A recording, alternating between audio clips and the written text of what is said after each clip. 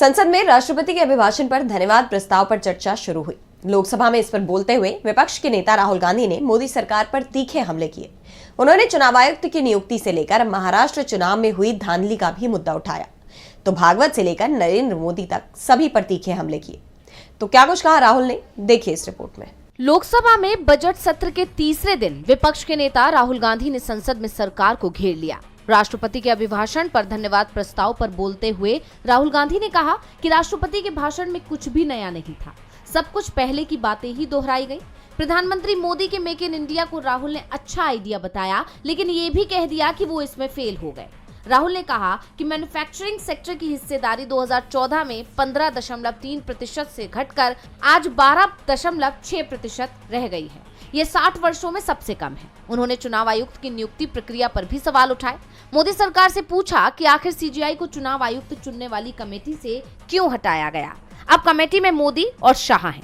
ऐसे में मैं अगर इस बैठक में शामिल होता भी हूं तो क्या करूंगा, सरकार तो सुनेगी नहीं। राहुल ने सीधे सीधे चुनाव आयुक्तों की नियुक्ति पर ही सवाल उठा दिए। इसी के सहारे उन्होंने चुनाव आयोग को भी घेर लिया। राहुल ने कहा कि महाराष्ट्र में हाल ही में हुए विधानसभा चुनाव के नतीजे संदेह में हैं। 5 महीने में ही महाराष्ट्र में इतने नए मतदाता जोड़ दिए गए जो 5 साल में भी नहीं जोड़े गए थे। शिरडी की एक बिल्डिंग में 7,000 नए वोटर ऐड हुए हैं। मैं कोई आरोप नहीं लगा रहा हूं, सिर्फ ये कह रहा हूं कि कुछ ना कुछ दिक्कत है। अब दिलचस्प बात यह है कि नए वोटर्स उन्हीं विधानसभाओं में ज्यादा हैं जहां बीजेपी जीती है। हिमाचल प्रदेश जितने बड़े वोटर्स लोकसभा के बाद जादू से महाराष्ट्र में कैसे गए। इलेक्शन कमीशन से हम कह रहे हैं कि हमें लोकसभा की वोटर लिस्ट इलेक्ट्रॉनिकली दीजिए, लेकिन हमारी सुनवाई नहीं हो रही है। राहुल ने देश की सुरक्षा का मुद्दा भी उठाया, कहा कि आज हमारे सामने चीन है।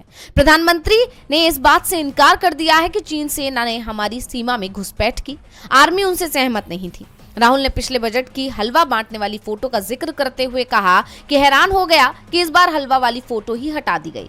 हलवा खिलाया, लेकिन किसको खिलाया। उन्होंने ये भी कहा कि बीजेपी के ओबीसी सांसद मुंह नहीं खोल सकते। बीजेपी के ओबीसी, एससी, एसटी सांसदों को कोई पावर नहीं है।